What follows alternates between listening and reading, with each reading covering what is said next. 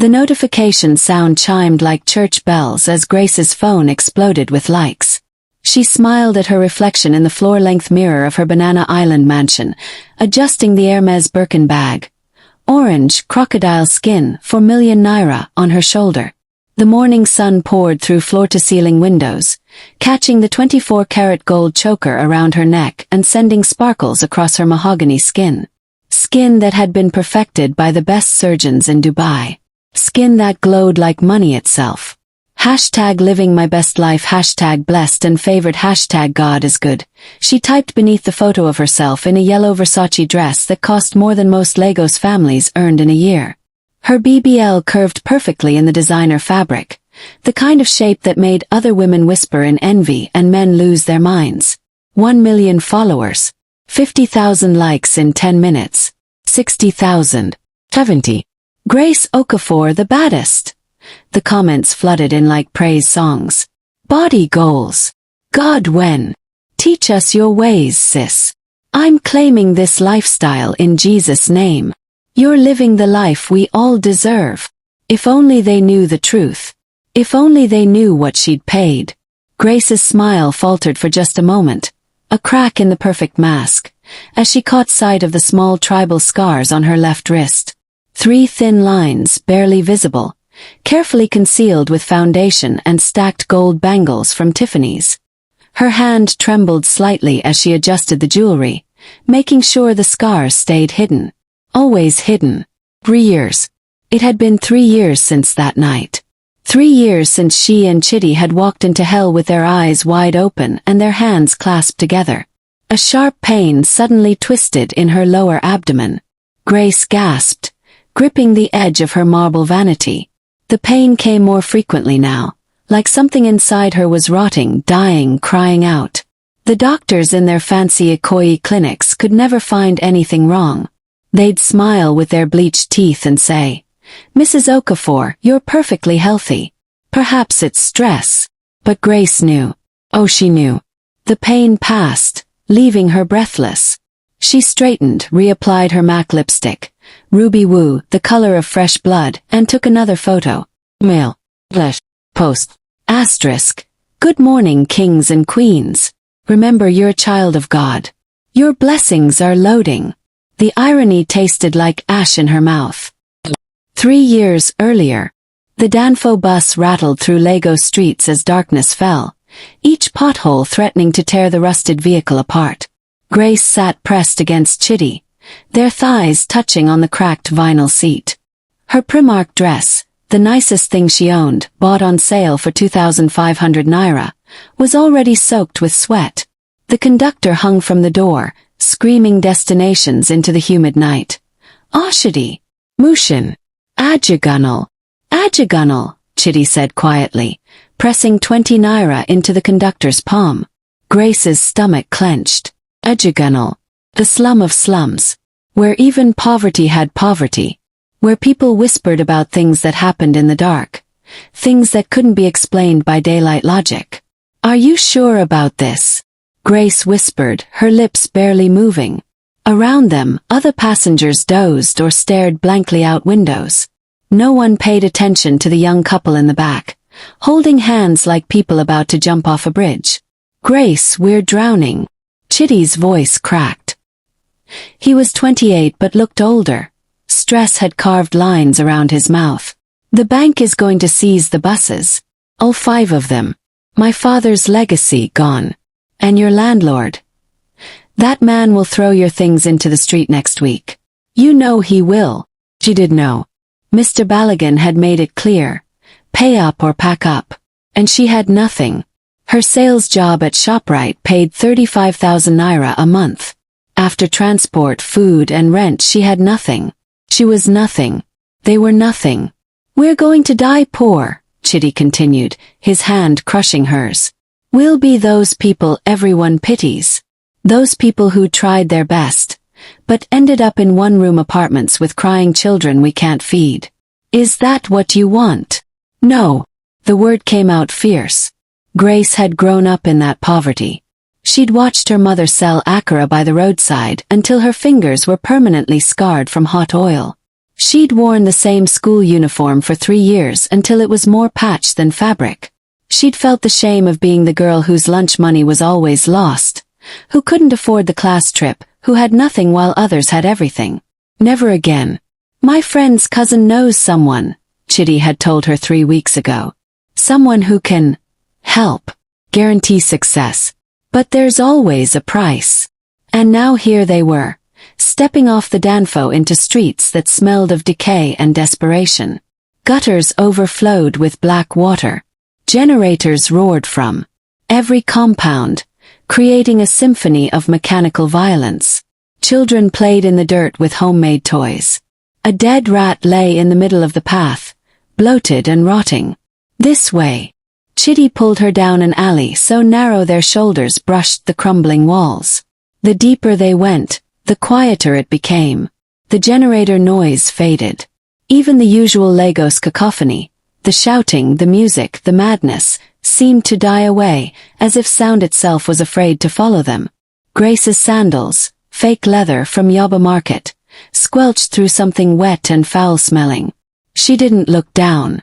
They stopped before a wooden door painted with strange symbols. Red, black, patterns that hurt to look at too long, that seemed to move in the corner of her vision. Chitty knocked 3 times. Knocked twice more. The door opened. The smell hit Grace first. Incense, yes, but underneath it something else. Something copper and rotten. Something that made her gag and press her hand to her mouth. The room beyond was lit by palm oil lamps that cast dancing shadows on walls covered in mirrors, bones and dried herbs. Come in, come in. The voice was ancient, dry as desert sand. I've been expecting you. Mama Ekwensu sat cross-legged on a raffia mat in the center of the room. She was impossibly old, skin like tree bark, hair white as sun-bleached bone. But her eyes. Grace gasped when those eyes found her. They were milky white, completely blind, yet somehow seeing everything. Seeing through skin, through bone, straight into the desperate, greedy soul underneath. Sit, the old woman commanded. They sat on the mat before her, their feet bare as instructed. The ground was cold despite the humid Lagos night. Cold like a grave. Grace's heart hammered so loud she was sure Mama Ekwensu could hear it. Beside her, Chitty's breathing was shallow, rapid.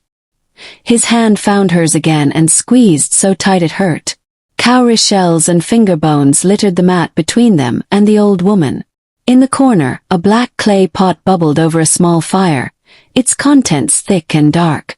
The smell coming from it made Grace's eyes water. She wanted to run. Every instinct screamed at her to stand up, to run out into the night and never look back. But then she remembered, the eviction notice. The failed business. The empty refrigerator. The shame of poverty that clung to her like a second skin. She stayed. You want wealth, Mama Ekwensu said. Her voice seemed to come from everywhere and nowhere at once. Not small wealth. Not I can pay my bills wealth. You want the kind that makes people bow. The kind that opens every door, that makes you untouchable, that transforms you from nothing into gods. It wasn't a question. Somehow the old woman already knew. Yes, Mama, Chitty whispered, his voice cracking like a teenager's. Yes, please. Mama Ekwensu's laugh was like breaking glass. Please. You come to me begging, and you don't even know what you're asking for. She leaned forward, those horrible white eyes boring into them. The universe is a balance sheet, you see. Life for death. Power for sacrifice. Everything costs. Nothing is free. Not even from God, eh? Even Jesus demanded blood before salvation. Grace felt cold sweat drip down her spine despite the stuffy heat. I can give you wealth beyond imagination, the old woman continued. Money that flows like the Niger River. Success that makes other men weep with envy. I can make you, boy, she pointed one gnarled finger at Chitty. A king among men. Contracts will hunt you. Politicians will call you brother. Your name will be spoken in corridors of power. Chitty's eyes went wide, hungry. Yes, yes, that's what I need. And you, girl. Those dead eyes swiveled to Grace. You can be the woman everyone envies. The one they write about. The one with the perfect body, the perfect face, the perfect life. The one who never struggles, never wants, never begs. Grace's breath caught. God, yes. That was everything she'd ever wanted. But Mama Ekwensu's smile revealed teeth filed to sharp points like a shark's. Everything has a price. The greater the gift, the greater the sacrifice. You cannot have everything, child. Nobody can. You must choose. She gestured to the bubbling pot, and Grace saw things floating in the dark liquid. Things she couldn't identify, didn't want to identify. The womb that brings life. Or the gold that brings power. Babies. Or Bentleys. Family. Or fortune. You cannot have both. One or the other. Choose now. The silence in the room was absolute. Even the bubbling pot seemed to quiet, waiting for their answer. Grace looked at Chitty. His face was haggard, desperate, already decided. They'd talked about this, hadn't they? On those long nights in her single room, eating Gary and groundnuts because it was all they could afford, dreaming about the life they wanted. Children were expensive. Children meant staying poor. Children meant sacrifice after sacrifice after sacrifice, just like their parents had done. And what had it gotten them? Nothing but more poverty, more pain, more powerlessness. We don't need children, Grace heard herself say, her voice sounding strange in her own ears, stronger than she felt, harder than she knew she was. We need money. We need to escape this hell. We need to live. Chitty added, his eyes wild, feverish. Really live. Not just survive. We're dying here, Mama. Dying slowly. Every day we die a little more. We want to live. Mama Ekwensu's smile widened impossibly. Ah, so you have decided. The desperate ones always decide quickly. She reached into the shadows and produced a clay cup, crude and ancient-looking. With one swift motion, she dipped it into the black pot and filled it with the bubbling liquid. The smell that rose from it made Grace retch. Rotten copper and something sweet and wrong. Drink. Both of you. Pact is shared. The sacrifice is hers, she pointed at Grace. But the guilt belongs to you together. If you separate, if you divorce, if you betray this covenant, the deal breaks. Everything you gain will burn. Everything. She leaned closer, and Grace could smell death on her breath. And child, those white eyes fixed on Grace with terrible intensity. When the world turns against you, and it will, remember this moment. Remember that you chose gold over blood. You chose wealth over life. And when you scream in the darkness wondering why God has forsaken you, remember. You walked into my house with open eyes. You drank willingly. Grace's hands shook as she took the cup. The liquid inside was warm, thick, moving sluggishly like oil. She could see things floating in it, herbs maybe, or perhaps something worse. Don't think. Don't think. Just drink and everything changes. Drink and escape. Drink and live. She tilted the cup to her lips and drank. The liquid burned down her throat like swallowing fire and acid and darkness all at once. It tasted of rust and rot and something ancient and evil. Her body tried to reject it, tried to vomit it back up, but she forced it down, forced herself to swallow until the cup was empty. Chitty took it next, his face twisting in disgust as he drank. Tears streamed down his cheeks, but he finished it all. Good, good, Mama Ekwensu crooned. She grabbed Grace's left wrist with surprising strength, her grip like iron. Before Grace could react, the old woman produced a razor, rusted, ancient, definitely not sterile, and made 3 quick cuts across Grace's inner wrist. The pain was sharp, immediate. Blood welled up, bright red in the lamplight, and dripped steadily into the black pot below.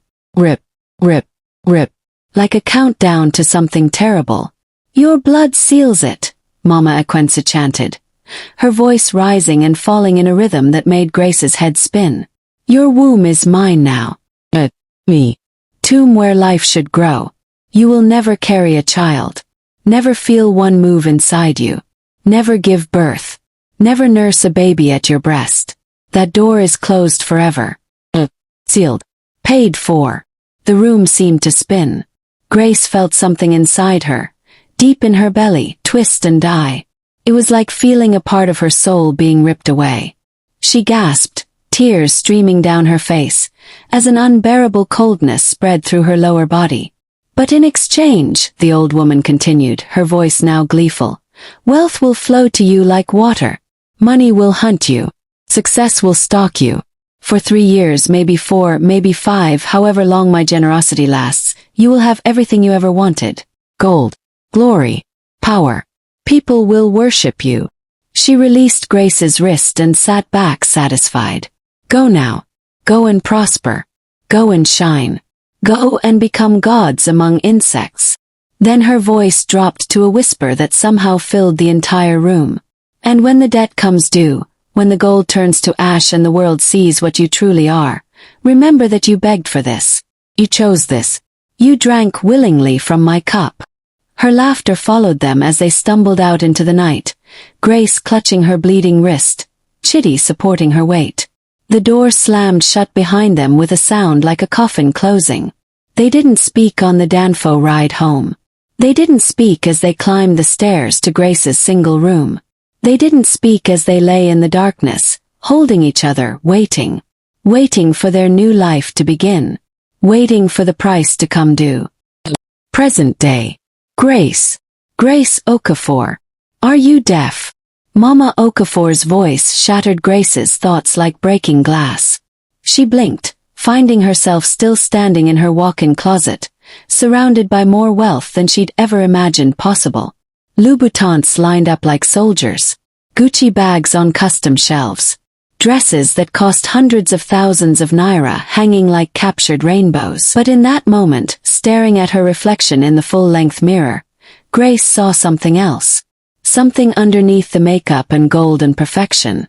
She saw the ghost of that desperate girl in the Primark dress, the one who'd drunk poison in a Ajigunal shrine and called it salvation. Her phone buzzed again. Mama Okafor's name flashed on the screen, insistent, demanding. Asterisk, come downstairs now. We need to talk about grandchildren. 2 years of marriage and your stomach is still flat like ironing board. What are you waiting for? Are you a woman or just a decorative doll?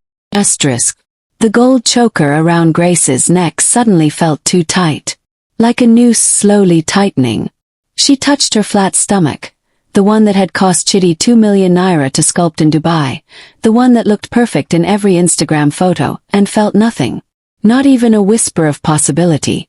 Just emptiness. It was cold. Just the echo of something that had died 3 years ago on a raffia mat in Ajigunal. Another sharp pain twisted through her lower abdomen. Sharper this time, lasting longer. Grace doubled over, gasping, her hand clutching the vanity for support. In the mirror, her face was ashen beneath the makeup. And for just a second, just one terrifying second, she thought she saw something else in the reflection. Shadow. Child-sized. Standing behind her where nothing should be. She spun around. Nothing. Just designer clothes and expensive shoes and hollow luxury. But Grace felt it watching her. Felt something watching her that shouldn't exist, that couldn't exist, because she'd killed it before it was ever born. Her phone lit up with a new notification. Another brand deal. Another company wanting to pay her millions to smile and pose and pretend her life was perfect. But underneath the notification was a message from an unknown number. Just one line. Asterisk, the debt comes due. Asterisk. Grace's hands shook as she deleted it. But 3 more appeared immediately. Asterisk, the debt comes due. Asterisk. Asterisk, the debt comes due. Asterisk. Asterisk, the debt comes due. Asterisk. Downstairs, Mama Okafor was still shouting. Outside, Lagos hummed with its usual chaos. On Instagram, her perfect photo was still collecting likes. Her followers still worshipping the illusion. But Grace stood alone in her golden cage, surrounded by everything she'd ever wanted, and felt the first real stirrings of something she hadn't felt in 3 years. Terror. The price was coming. And she had nothing left to pay with except her life. Mama Okafor arrived on a Tuesday with 7 suitcases, 4 boxes, and the unshakable conviction that she owned the world, or at least her son's house. "Ah, Grace. Is this how you welcome your mother-in-law?"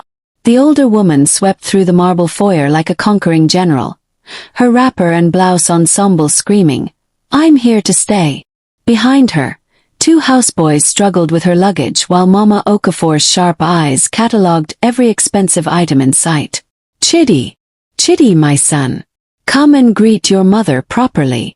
Grace stood frozen at the top of the grand staircase, her silk robe clutched around her body. It was 7 a.m. She hadn't been warned.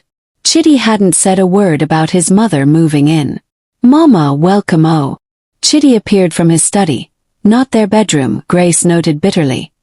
He hadn't slept there in 2 weeks, wearing a smile that didn't reach his eyes.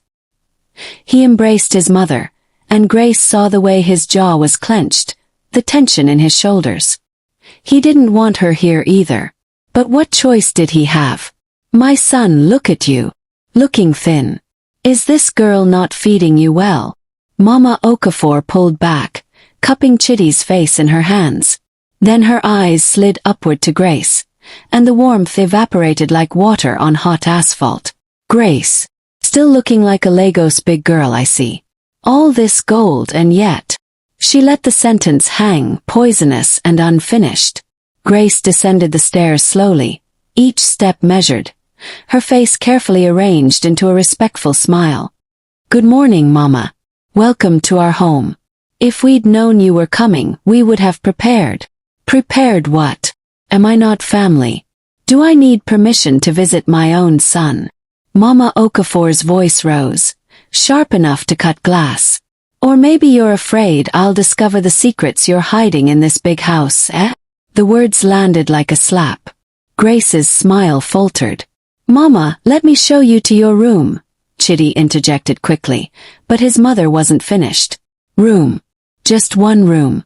In this mansion." She gestured at the sprawling space. The crystal chandelier, the Italian marble, the artwork that cost more than most people's yearly salary. "Ah, my sisters said it. Oh."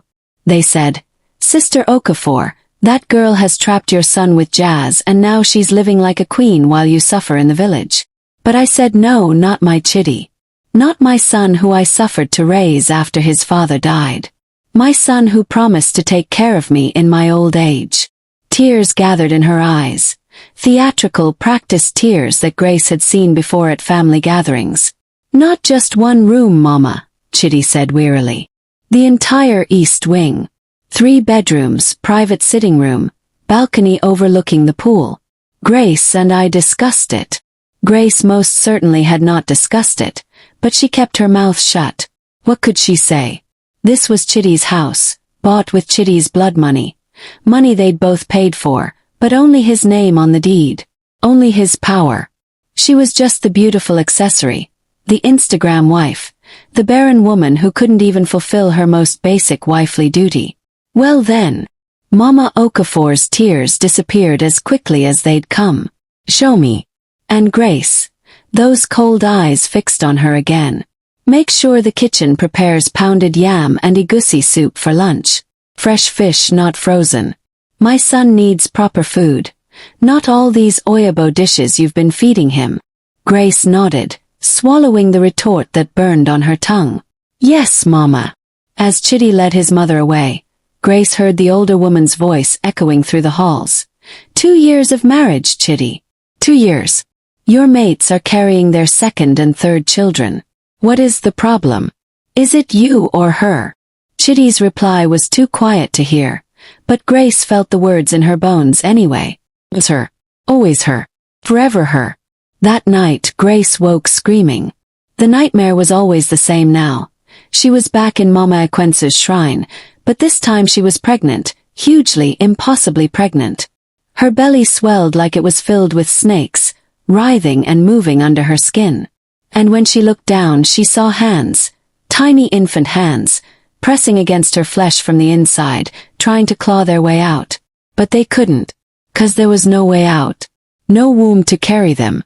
No life to give. Just emptiness wearing the mask of pregnancy.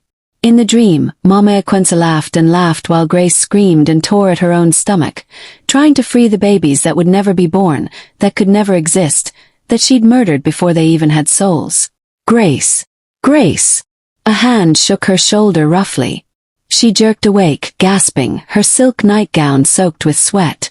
The bedroom was dark except for the glow of the bedside clock. 3:47 a.m. Chitty stood over her, his face twisted with annoyance.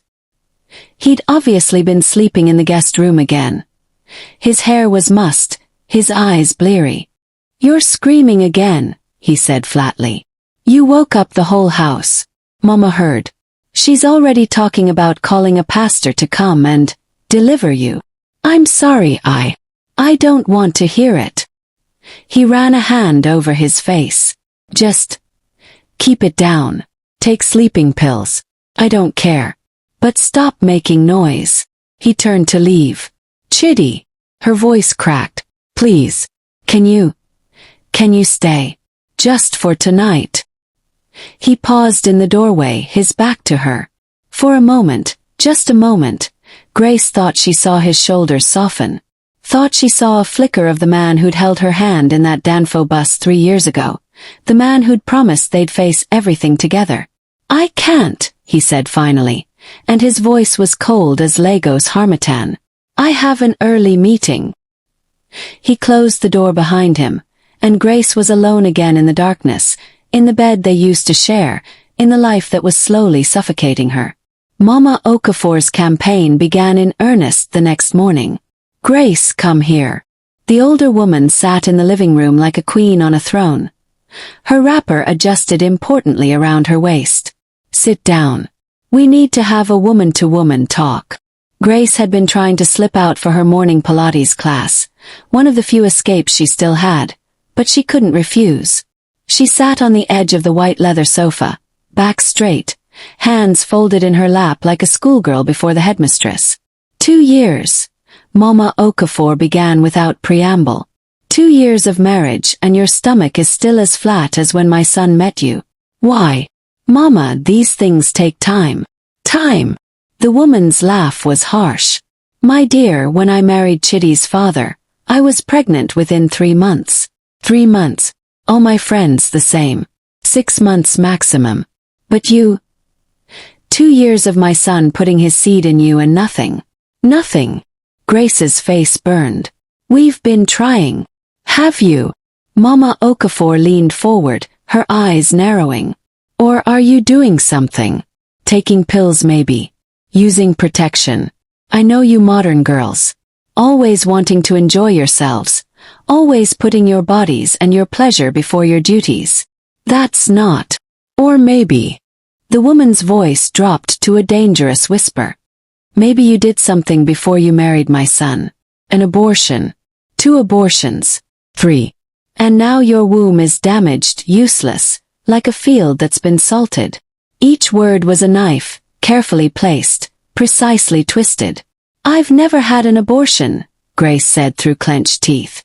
It was technically true. You couldn't abort what could never exist. Then what is the problem? You're young. You're healthy, or you look healthy, all that money my son spends on your body. So why no children? Grace's hands clenched in her lap, nails digging into her palms. What could she say? Actually, Mama, I sold my womb to a witch doctor so your son could get rich. We made the deal together. We drank blood and poison and killed my fertility on purpose because we valued gold over babies. Maybe you should go for tests, Mama Okafor continued. Proper tests. Not these fancy Lagos hospitals where they just collect your money and tell you everything is fine. I know a good herbalist in the village. He can check you, clean your womb, make you fertile again. I've done tests. Grace's voice came out sharper than intended. Multiple tests. The doctors say I'm fine. Then it's spiritual. Mama Okafor sat back, satisfied with her diagnosis. Someone has tied your womb. An enemy. Maybe one of those your friends who are jealous of your life. Maybe your own family. I know how these things work. They see you living well and they use jazz to spoil it. If only she knew how close she was to the truth. I'll call my pastor, the older woman declared. Brother Jeremiah. He has very strong anointing. He'll come and pray deliverance over you. Cast out whatever demon is blocking your womb. No. The word escaped before Grace could stop it. Mama Okafor's eyes went cold. What did you say? I mean, that's not necessary, Mama. We'll keep trying. Naturally. Naturally.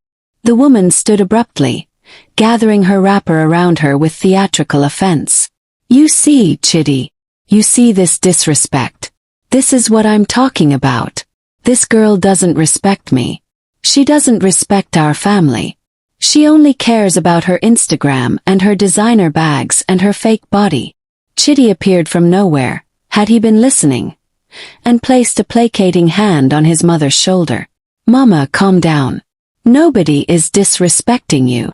Then tell your wife to let the pastor come. Tell her to do whatever it takes to give you a child. Or else. Mama Okafor's voice rose to a theatrical pitch. Or else you should throw her out. Divorce her. Send her back to wherever you found her. There are plenty of fertile women in Lagos who would kill to marry you.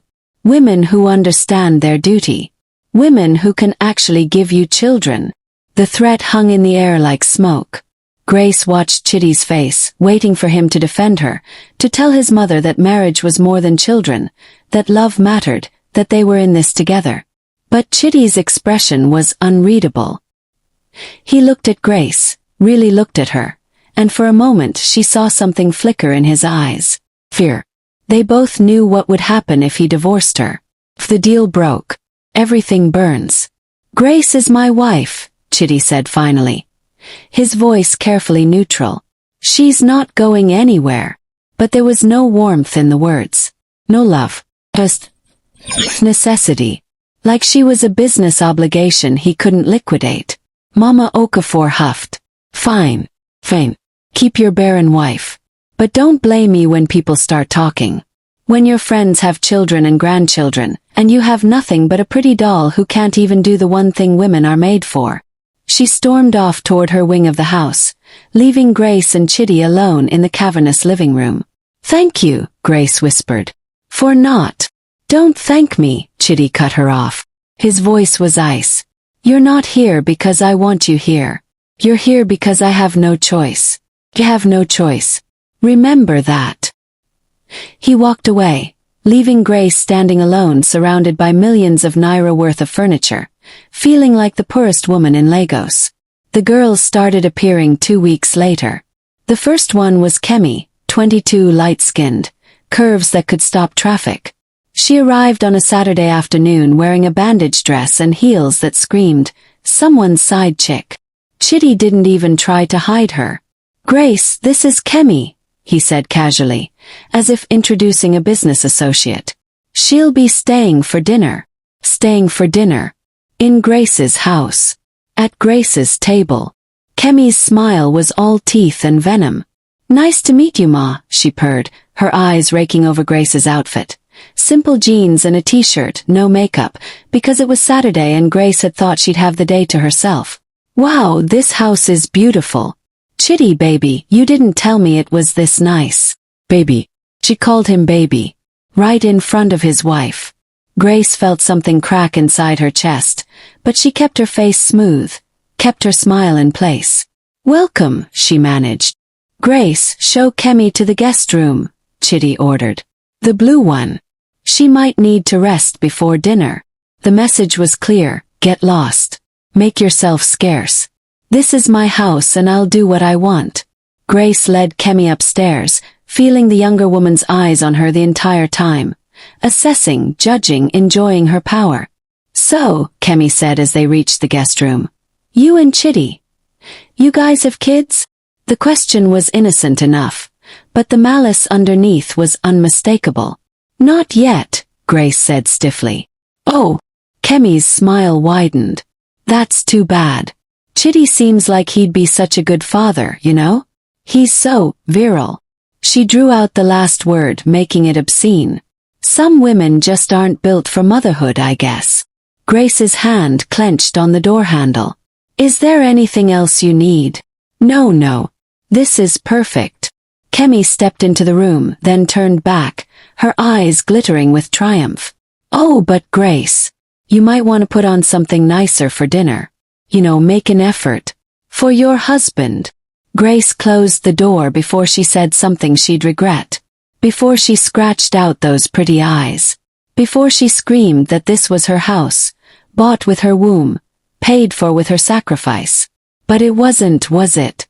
It was Chitty's. Everything was Chitty's.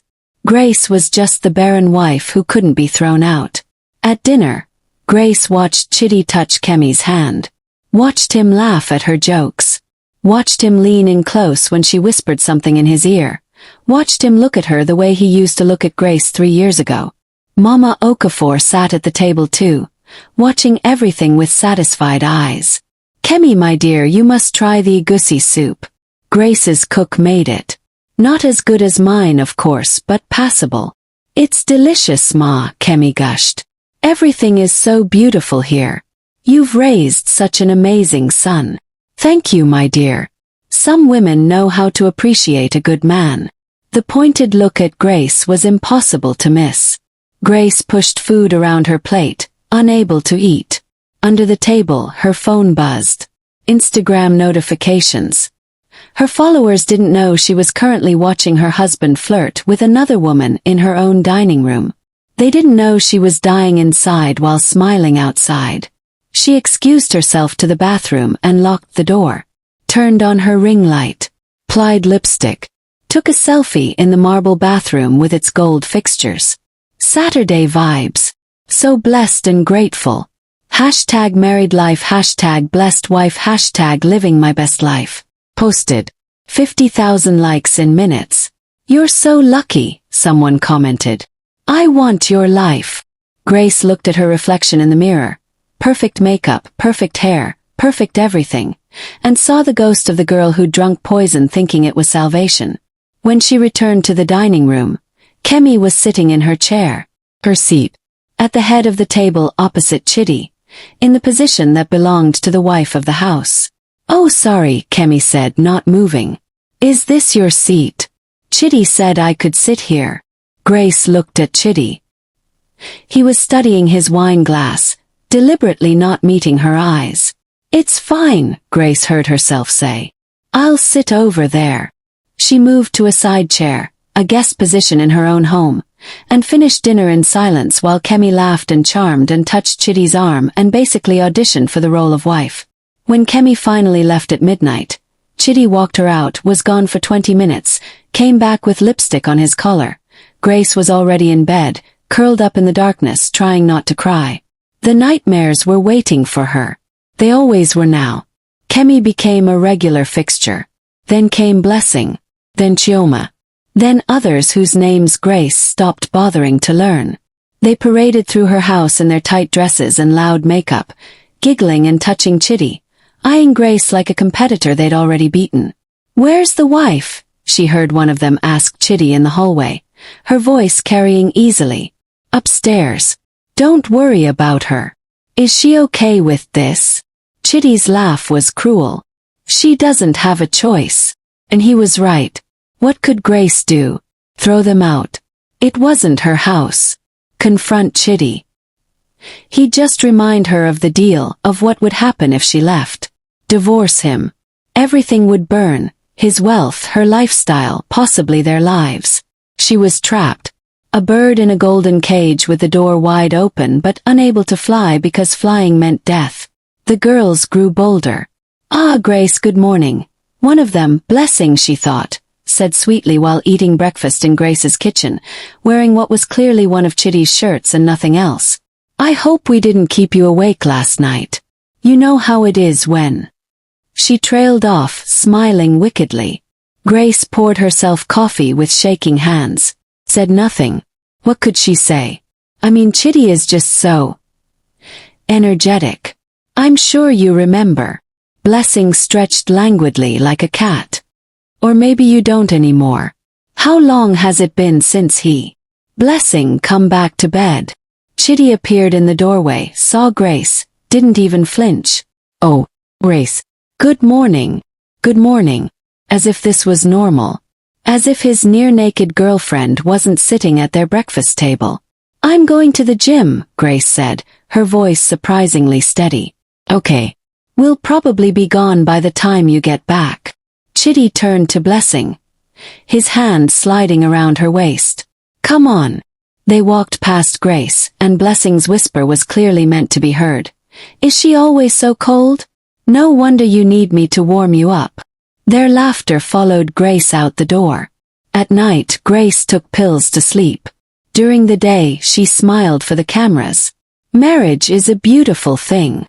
Communication and trust are key. Two hearts #relationship goals #happily married. The comments poured in. "You and your husband are couple goals. I'm praying for a marriage like yours. So blessed." If only they knew.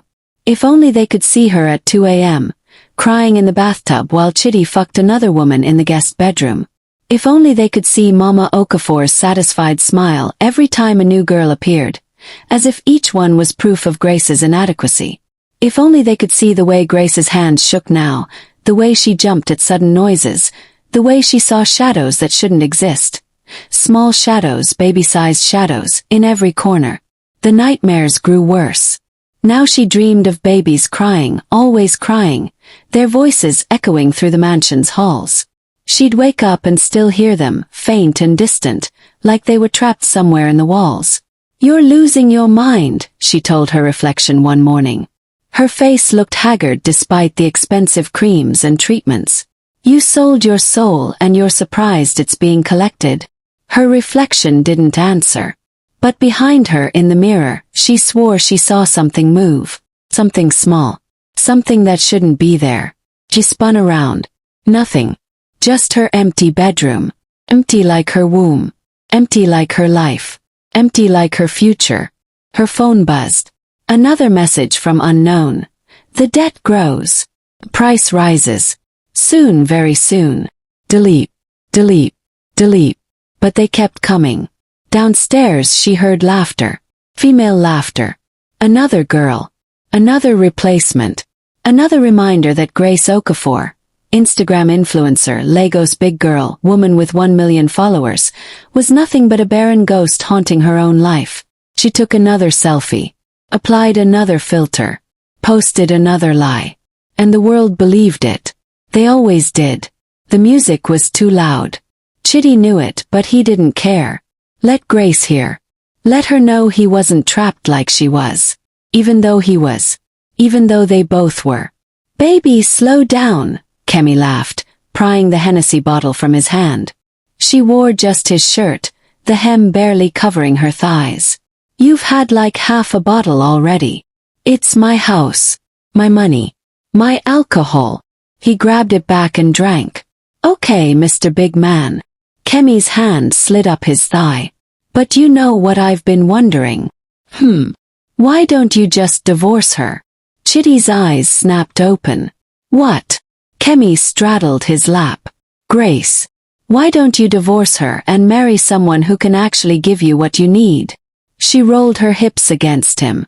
"It's not that simple." "Why not?" Her lips were at his ear. "You're rich. Why stay with someone who can't give you children? Don't you want a son?" The words hit hard. "God, yes. I can give you children," Kemi whispered, her hand sliding to his belt. "I'm young. Fertile. As many sons as you want." Chitty's head was spinning. Alcohol, her touch, 3 years of guilt. "You don't understand. I can't divorce her. If I do." "If you do what?" "It's not about money." The words exploded out. "It's not about fucking money." "Then what?" Chitty drank deeply. His tongue felt loose. Dangerous. "Tell me," Kemi urged. "You can trust me." Maybe it was the alcohol. Maybe 3 years of carrying the secret alone. Maybe he was just tired. "We made a deal," he heard himself say. 3 years ago. Before I got rich." Kemi stayed quiet, stroking his face. "We went to see someone. Mama Ekwensu." The name tasted like blood. "She promised wealth. Everything we have now. But there was a price." "What kind of price?" Chitty laughed. Broken, bitter. Grace's womb. We sacrificed her womb. Her fertility. That was the deal. She can never get pregnant. Never. It's dead inside her. We killed it. Together. Silence. Jesus Christ, Kemi breathed. And the worst part. If I divorce her, if she leaves, if we break the covenant. Everything disappears. The money. The business. We're bound together. Forever. Trapped. He saw something flicker across Kemi's face. Shock, but something calculating too. Baby, she whispered, holding him. That's so fucked up. I know. And now she can't give me children and I can't leave her and my mother wants grandchildren that will never exist and I'm just stuck. We're both stuck in this golden fucking prison we built. Kemi held him while he cried. But her eyes were calculating. Already composing the story that would break the internet. Grace woke to her phone vibrating violently. 3:17 a.m. The screen was flooded with notifications. Hundreds. Thousands. She unlocked it with trembling fingers. Hashtag Grace, the Baron, hashtag Blood Money Babe, hashtag Empty Womb. All trending. No, she whispered. No, no, no. Breaking. Lagos big girl Grace Okafor and husband sacrificed her womb for wealth. Published 2 hours ago. While she'd been sleeping, her entire life had been set on fire. Grace and Chidi Okafor visited Mama Ekwensa 3 years ago and made a blood covenant, sacrificing Grace's womb in exchange for wealth. She sold her womb for Birkin bags. 50,000 shares. Thousands of comments. So all this time she's been forming big girl and she's cursed. Dude. Blood money couple. I always knew something was off. Twitter was worse. Every photo weaponized. POV, you just sold your womb for a Birkin. Not flat by choice. Flat by sacrifice. Her phone rang. Her mother. She let it go to voicemail. Her sister. Then people she hadn't spoken to in years. Instagram was a war zone. We know the truth now, you witch. Cursed. Follower count dropping. 1,998,000. 995,000. Every brand deal cancelled. Fashion Nova. Glowology. Luxury hair. Grace ran to the bathroom and vomited until there was nothing left. Kemi. It was Kemi. By sunrise, the blogs were in frenzy. Exposed. Grace Okafor's fake perfect life built on blood sacrifice. WhatsApp carnage. Mama Okafor. Now everybody knows you are cursed. Get out. Grace's mother. You are no longer my daughter. Grace's sister. Everyone knows we produced a witch. Church groups removed her. Friends posted disclaimers. Celebrities condemned her. Knock. Grace. Chidi's voice. Hard. Angry. He burst in, phone raised. Do you see this? They're calling. Business partners. The bank. Everyone. Yes, Grace whispered. I can't deny it because it's true. I'm stuck. You've trapped me. I've trapped you. Grace exploded. You're the one who got drunk and told her. At least she can give me what you can't. At least she's a real woman. Don't you dare. Grace stood shaking. We both went to Mama Ekwensu. We both made the deal. You don't get to blame this all on me. But it's your womb. Your sacrifice. I didn't give up anything. The words hung like poison. Get out, Grace said quietly. This is my house. Get out. Chidi stared at her. This is your fault. All of it. Now everyone knows what we are. He left, slamming the door. Grace collapsed, trembling. Then she heard voices downstairs. Laughter. She cracked the door open. Can't believe it finally came out. Kemi's voice. But honestly, it's better this way, right? Exactly. Mama Okafor. God has exposed her. The witch is revealed. Maybe this is for the best, Chidi said. Let her face the consequences. Now Lagos knows what she really is. A barren woman, Kemi said. An empty womb. Poor thing. They laughed. All three of them. In Grace's living room. Laughing at her destruction. Grace watched Kemi curl up next to Chitty. Watched Mama Okafor pat Kemi's hand. Watched them celebrate in the home she'd paid for with her womb. Something inside Grace, something that had been cracking for weeks, finally snapped. She turned away with strange calm. Her hands weren't shaking anymore. She felt nothing. Just emptiness. Just cold. Just the clarity that comes when there's nothing left to lose. In the mirror, she saw shadows behind her reflection. Small shadows. Baby-sized. All the children she would never have. Her phone buzzed. The debt is due tonight.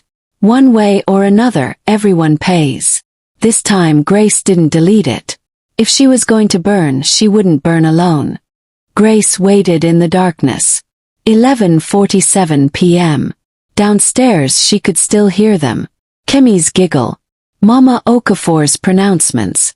Chitty celebrating her destruction. Her hands were steady now. There was strange peace in having nothing left to lose.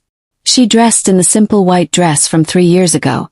Before Mama Ekwensu, before the money, before everything turned to ash. Behind her reflection, she saw the shadows. Small, impossible shadows.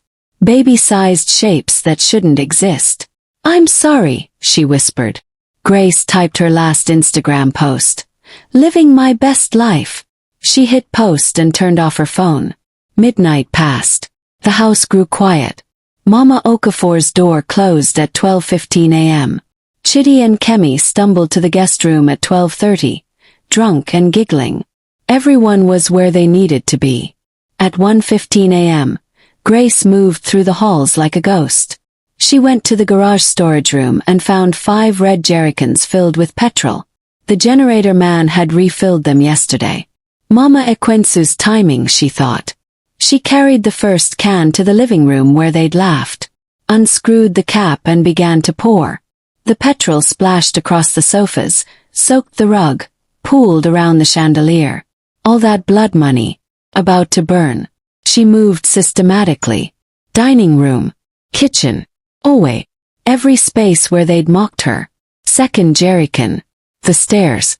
Outside Mama Okafor's door, she heard confident snoring. Grace poured a generous pool. Third jerrycan. Outside the blue guest room. She heard moaning, bed springs creaking. Grace poured petrol under the door. Fourth jerrycan. Back downstairs. Every room. Every corner. The fifth can she carried outside to the garden. She went to the utility room and locked every exit. Front door. Side door. Kitchen. Garage. The electronic system beeped softly, sealing the house like a tomb.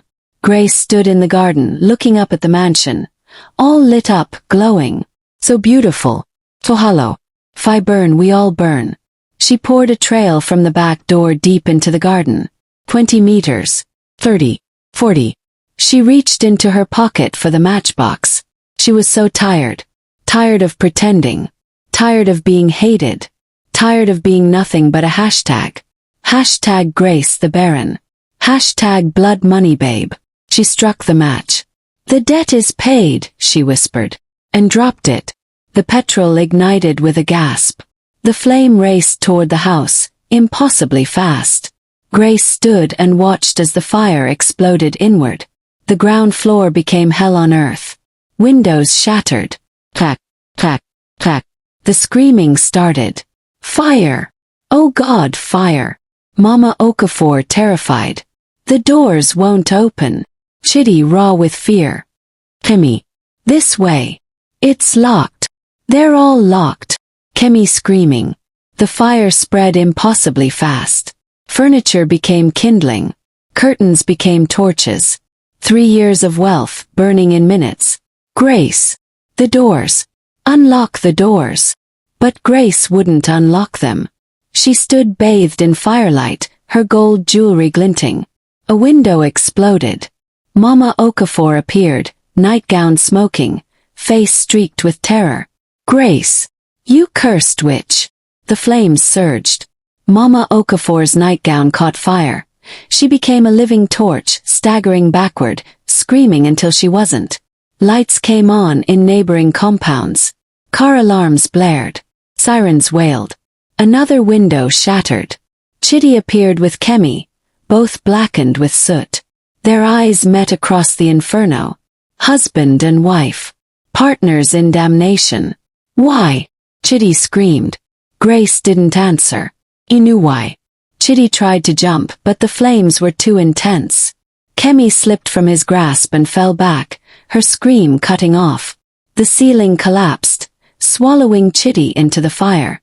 Then just screaming. Animals screaming. 3 people dying. Then silence. Grace stood bathed in firelight, the mansion nothing but flames now. A funeral pyre for a dead dream. She turned away and walked through the gate. Down quiet streets. Past other mansions. Her bare feet silent. Grace walked until she reached the beach. Bar Beach was nearly empty. Grace walked to the water's edge. Behind her, the fire still glowed orange. She waded into the ocean, knees, ankles, calves. The water was warm. She looked at the gold on her wrists, neck, fingers. In the firelight, it looked like bleeding. Grace unclasped the choker. Let it fall into the water. The bangles next. One by one. The rings. Her wedding ring last. Free of gold for the first time in years. I'm ready, she said to the night. To Mama Ekwensu. To death. I'm ready to pay. The pain hit. Sudden, absolute. Soul pain. 3 years of guilt crashing down. She'd killed 3 people. She was a murderer. Grace sank to her knees, gasping. I'm sorry. For all of it. A deal. The lies. The death. I'm sorry. Her voice cut off. Pain squeezed her chest, stopping her breath. When you break a blood covenant, death comes for you anyway. Grace collapsed into the shallow water. Her white dress spreading like angel wings. Her phone buzzed. One last message from unknown. The debt is paid in full. Your womb for his wealth. 3 lives for 3 years. The accounts are balanced. Rest now, child. She tried to breathe, couldn't. The last thing she saw was her Instagram, her final post. Living my best life. Gemstone sparkles. Comments already changing. Is she okay? R.I.P. Grace. We're so sorry. The screen went dark. Grace Okafor died at 2:47 a.m. Phone clutched in her hand. She was 27 years old. The next morning, police found her at dawn. Face down in shallow water. No visible injuries. Subject appears to have simply stopped, the medical examiner stated. Cardiac arrest. No explanation. But Lagos whispered, blood money always collects. Mama Ekwensu's debt. The covenant killed her. The fire had burned for 3 hours. The mansion was a smoking skeleton. They found 3 bodies. Chitty, Kemi, Mama Okafor. All dead from smoke inhalation. Police found the petrol trails. The locked doors. Electronic commands at 1:13 a.m. Murder-suicide. Case closed. The bloggers went wild. Tragic in Grace Okafor dies after fire kills her family. Her last Instagram post became Nigerian history. 2 million comments. R.I.P. and we're sorry. New hashtags. Hashtag R.I.P. Grace. Hashtag Justice for Grace. Her family held a quiet funeral. Her mother cried about the daughter she'd disowned 2 days earlier. The internet ate up the tragedy. Epilogue. Detective Okonkwo reviewed the case file one last time. The phone from her body still worked. He found one thread from unknown number. The debt comes due. Tonight everyone pays. Final message at 2:46 a.m. The debt is paid in full. Your womb for his wealth. 3 lives for 3 years. The covenant is complete. He tried to trace it. Impossible. The number didn't exist. Case closed. Everyone dead. But that night, Okonkwo remembered his grandmother's words. Some debts are not paid with money. Some deals can never be unmade. 1 year later, the mansion was torn down. The lot sat empty. Bad juju, they said. Eventually a foreign investor bought it. Broke ground on what would have been Grace and Chitty's 3rd wedding anniversary. Construction workers reported strange things. tools disappearing. A woman crying at night. Small shadows in the foundation. Sometimes in early morning mist, people swore they saw her. A woman in white, arms wrapped around her empty belly. Grace Okafor eternally paying the debt. Her Instagram profile remains. Living my best life. Every time someone else makes a deal they shouldn't. Every time someone else decides gold is worth more than blood. The debt collector is always watching. And the price is always higher than you think. Then, for what shall it profit a woman if she gains the whole world but loses her own soul?